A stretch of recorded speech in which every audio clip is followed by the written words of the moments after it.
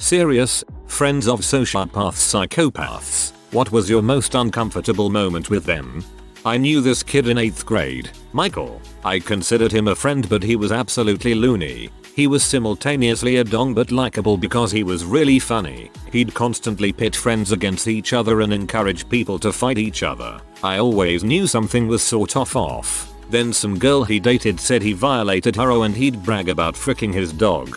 Guy was off. He told me I must be seriously mentally ill for being upset that he, while dating me, propositioned my married best friend. Sounds like an but.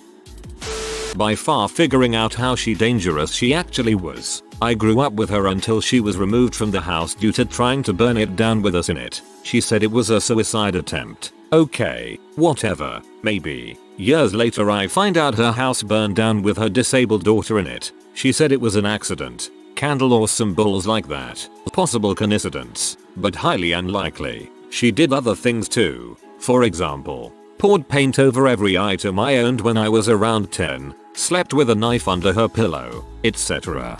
Did her daughter die? My best friend in high school was a sociopath, though I didn't realize it until later in life. He was good looking and astoundingly manipulative. He could talk pretty much any girl into bed. I was always a bit socially awkward and never got laid at that age. Whenever I confided in him that I liked someone, he would target them and frick them. They could be a nice girl, virgin, whatever. It didn't matter. He was that good. One of the most uncomfortable moments of my life was after we graduated and we were hanging out, and he got invited over to a girl's house who we graduated with. He knew I thought she was cute, said it was a party and that she had said she liked me. Well, we got there and it was only her roommate, and her roommate's boyfriend, and I didn't drive. He immediately goes in her room and fricks the girl. I was really pissed off and confronted him about it. Of course he made me seem like the butthole and told everyone that I invited myself over and made me feel sad and pathetic. I completely lost it and broke down crying in anger and felt ridiculous. Luckily her roommate was nice enough to drive me home. That was his MO. He wasn't violent or anything, but he liked hurting people emotionally. That night was the last night I ever spoke to him. I still feel stupid for being friends that long.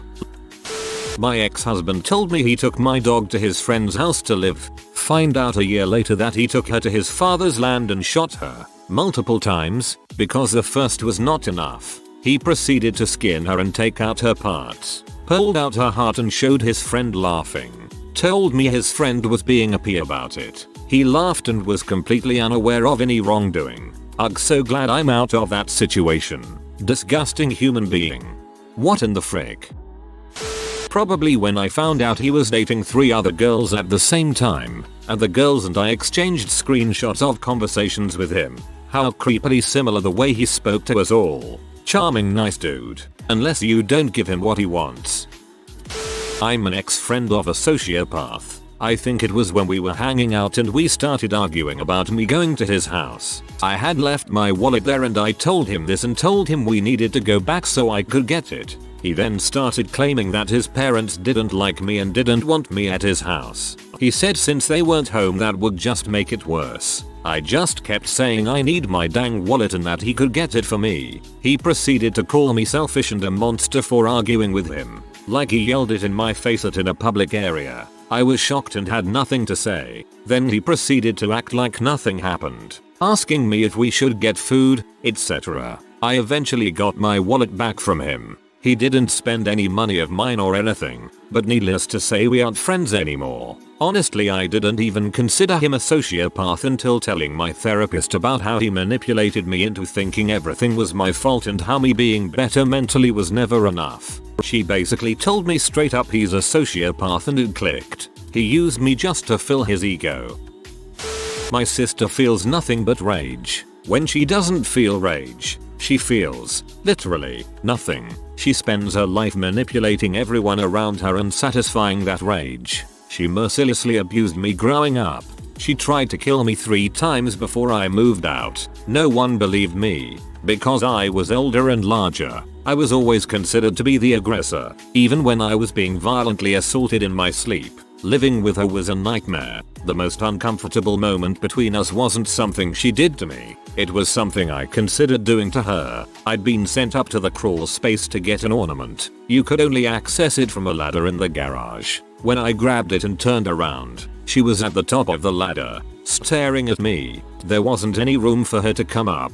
She was just waiting there, staring. She told me to get out of the way, and I told her I couldn't. There wasn't room for 2 people in the crawl space. She'd have to go back down the ladder. She immediately switched to rage. She said she hated me, and she wasn't going to let me down from the crawl space. It was 110 degrees in there, and I was already exhausted. I remember thinking, she's at the top of a ladder, over a cement floor. I could make this stop. I'd just say it was an accident. I'm only 12. No one would convict me. As soon as I thought that, her face suddenly went blank, and she went back down the ladder.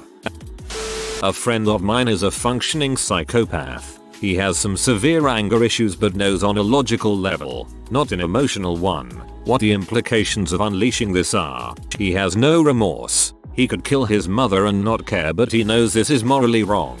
Even if he doesn't feel it's wrong. He can also be extremely manipulative with no remorse, and I've seen that come out to play sometimes and it isn't pretty. His ego is well endowed. He's got one of the highest pain tolerances that I've seen, part of a suspension group, and he's a really great cuddler. To meet him he's pretty strange, but all in all he's a decent person and I admire that he's decided to be better than his diagnosis. Good for him. I'm glad someone can exceed the levels of what they were diagnosed with and strive to be a better person.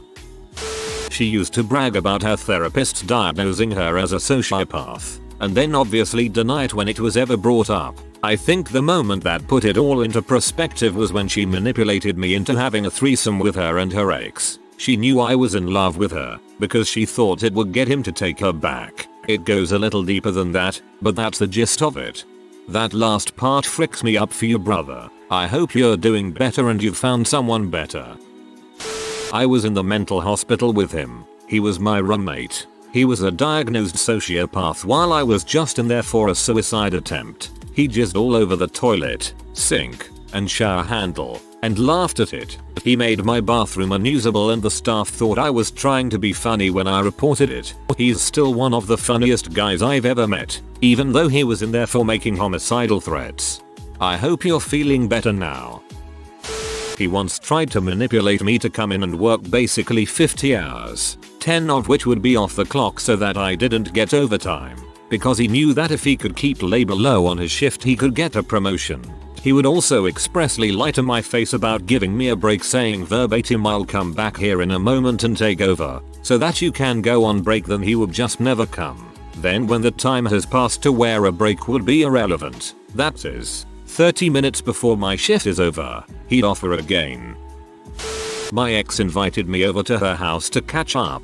I assumed she was being genuine because she had a boyfriend at the time and it had been 3 years since we broke up. But before I came over, I told her that I just wanted to catch up and nothing more. I said that I'd leave if she tried to hook up with me. I did this because I knew she had cheated on her boyfriend before. She promised me that she just wanted to catch up and that she didn't have any ulterior motives. I knew that she was a psychopath and that she took medication for it, but I didn't really think about that. Stupidly, I went over to her house. Within 30 minutes, she was trying to make a move on me. I told her that I was uncomfortable and wanted to leave. She said to me, "Number, you can't. You're going to stay the night and sleep with me." I told her that I was really uncomfortable with that and tried getting up.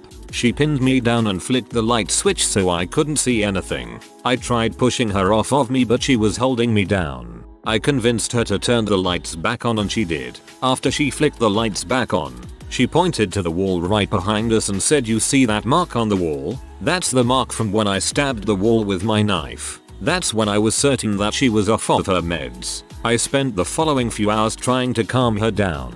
I was able to do so and then got the frick out of there as fast as I could. She told me that if my mom were to ever sleep at our future house, that she will murder her while she is asleep in the middle of the night. Nobody says that crap about my mom or anyone in my family. Haven't talked to her in like 5 months now and I'm very glad she's out of my life.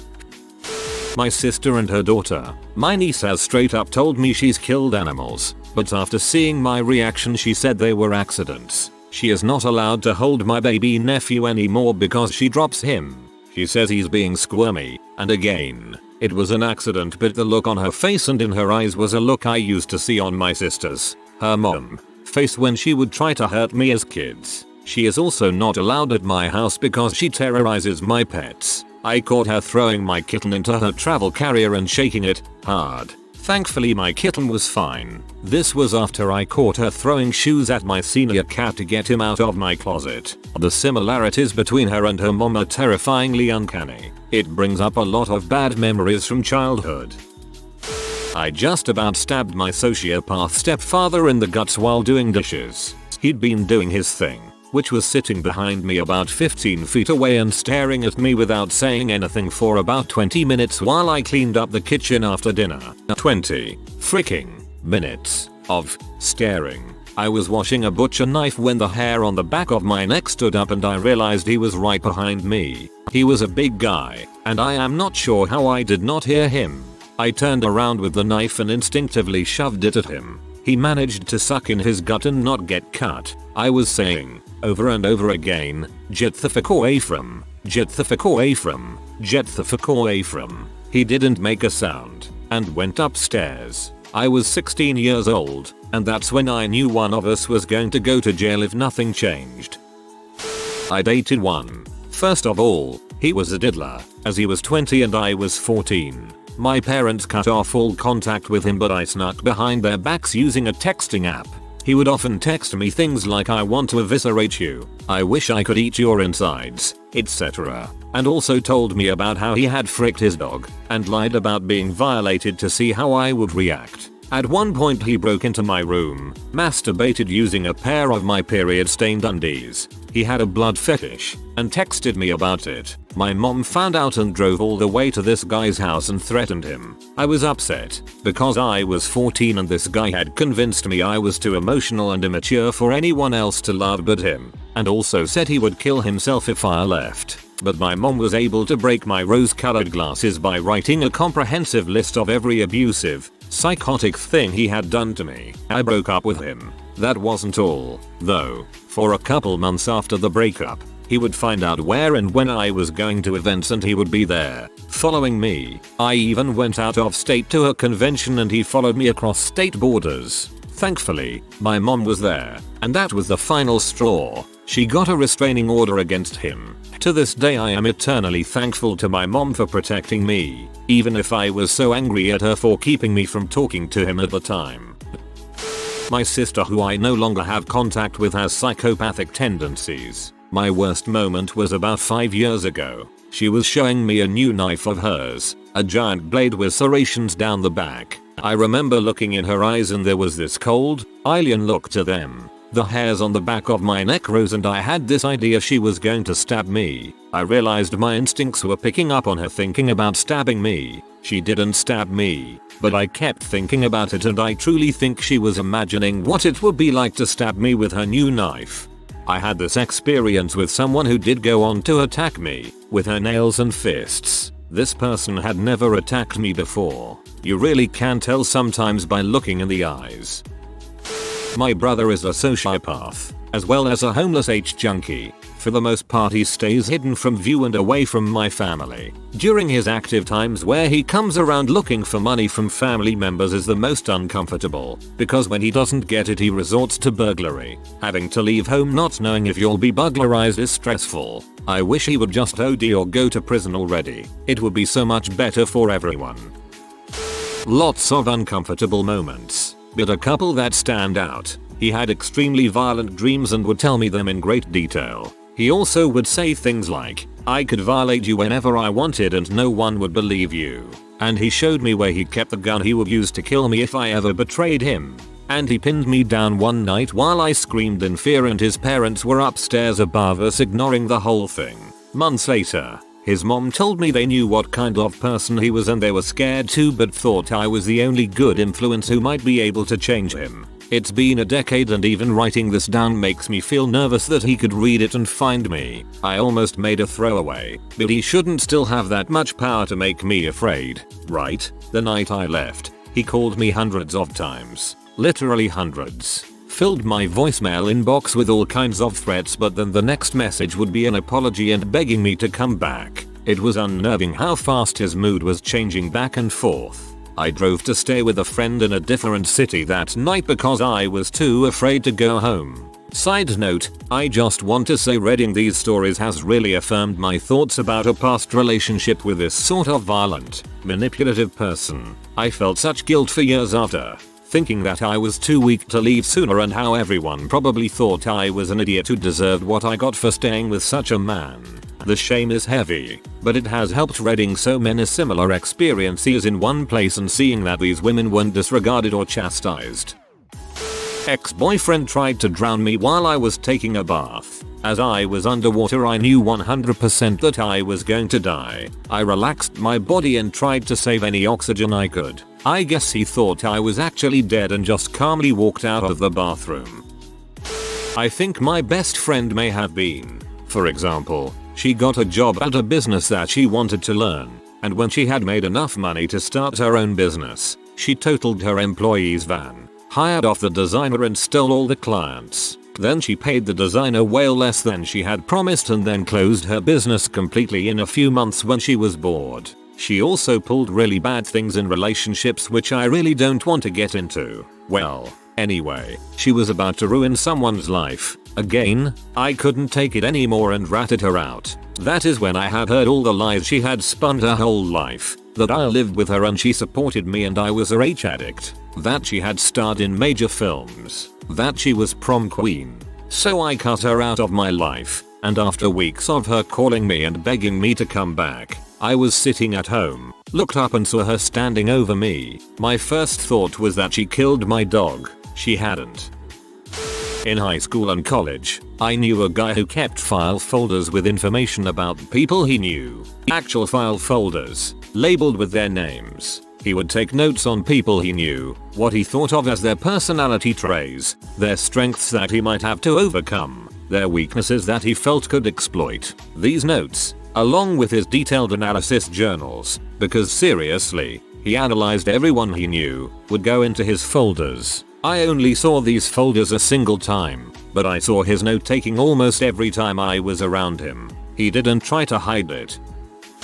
I dated one a bit over a decade ago. He fits the description of a sociopath more than a psychopath, but he's also narcissistic. We dated on high school for a little over a year. Aside from the constant gaslighting, lies, manipulation and threats, he was basically a crappy person who warped my mind so much that I actually believed I'd be nothing without him. Whether driving erratically with me in car when I questioned him, or threatening physical violence on me and my family if I broke up with him, he was truly terrifying by the end of our relationship. The absolutely most uncomfortable, terrifying moment was when he put a loaded hunting rifle in my face. He was addicted to weed. I don't believe weed's a dangerous drug at all, but he was so psychology warped that he believed he was going through severe physical and mental withdrawals if he went a day or two without smoking. One night he decided he was going to rob a small convenience store in his town for weed money. I stepped in front of his door to block his path and he pointed the gun at me. I bravely broke up with him a few days later, blocked him on social media, wouldn't answer his calls, and wouldn't answer the door when he showed up to my parents' house. It took months for him to get the point that I was serious. 12 years later and I still have nightmares of him. You can be psychologically addicted to anything. Weed is addictive. Downvote me. I don't care. But I've seen enough people mentally dependent on it to know. Some even get pretty irritable without it. They just can't cope with a normal state of mind. I have a lot of stories about my sociopathic former roommate, but one of the most uncomfortable moments I had with him was when he stared me dead in the eyes and asked, "Bravado, how can I express more realistic emotions?" And then he became slightly annoyed when my one answer was have them in the first place. To be fair, your answer was not helpful. Was friends with a psychopath all through middle and high school UK. Here's some highlights of her behavior because honestly, she was pretty creepy all the time once I'd glimpsed behind her mask and didn't run. Kicked me in the leg so hard she dislocated my kneecap. I had a tone, wouldn't let me leave until I put it back in. Used to swiftly grab me from behind then put a knife to my neck, because it was funny. Owned a powerful BB gun that shot metal pellets. Shot one on a bus once. The ricochet nearly hit someone. Got so angry once because her cousin skidded on ice we were creating with water in winter outside before it was ready that she managed to knock him out. We were around 12 at the time and he was 9. Used to constantly bully the people around her. Mercilessly, she made a younger kid we used to play with jump up and down in place for so long that he vomited. Very violent and manipulative to her mother. Her poor mother used to just put up with it. Used to talk to me constantly about wanting to kill her father. She'd go into sickening detail about how she wouldn't want to stab him because she didn't like the feel of a knife going through chicken and assumed it'd feel the same. If she heard him choking on something from upstairs, she'd stop what she was doing and get this really intense look on her face. Then she'd quietly repeat die, die, die. Scary as frick. When he took the opportunity of being alone with my mom for 1 minute to stare her down and ask if she thought he was mature for his age. He's freaking creepy. Unless he was deliberately trying to make her feel uncomfortable, it just sounds like he's incredibly socially awkward with no tact. I'm friends with a legit psychopath. I am on mobile so it'll be brief. Not all psychopaths are necessarily a danger to society in the sense of physical violence, crazy or unreasonable. G is a close friend of mine. He is of shallow moral character, devious, manipulative, ready to screw anyone out of money and capable of physical violence when pressed. He's scary. That said, he is deeply intelligent, quick with a laugh, non-judging. You could talk to this guy about anything. He just doesn't care. He's a lot of fun to talk to or party with because he is so unique. I trust him to be himself. He has never screwed me over except I seemed to lose $ when I went into business with him. The most creepy he's been, and he knows I feel this way, is when we talk about moralistic standards for society. Essentially, he thinks the weak and stupid but who makes that call should be essentially weeded out, put on farms or something, shot. He gives no fricks about anyone else, save for a select few. He's not xenophobic or gender based. He just thinks he's better than others based on smarts, looks, ability. He feels the dumb should not be allowed to thrive. Creepy. I remember one conversation we had when drunk I couldn't finish because we weren't getting anywhere with it. He won't change. He doesn't empathize. That said, he is a reasonable person. He's not gonna put his darker, non-profiting thoughts into action.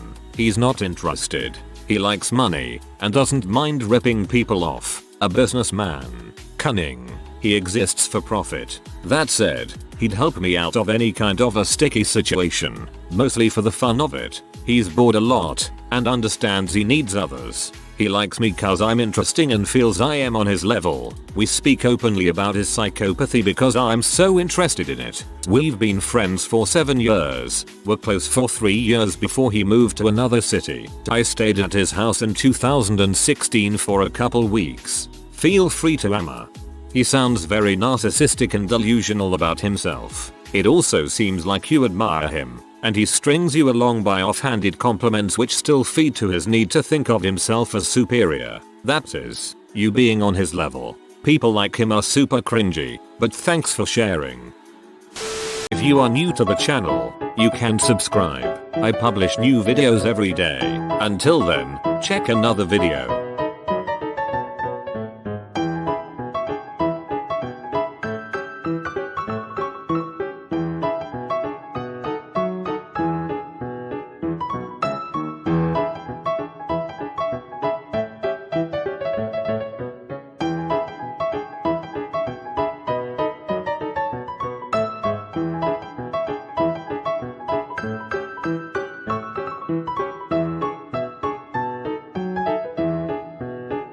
Bye for now.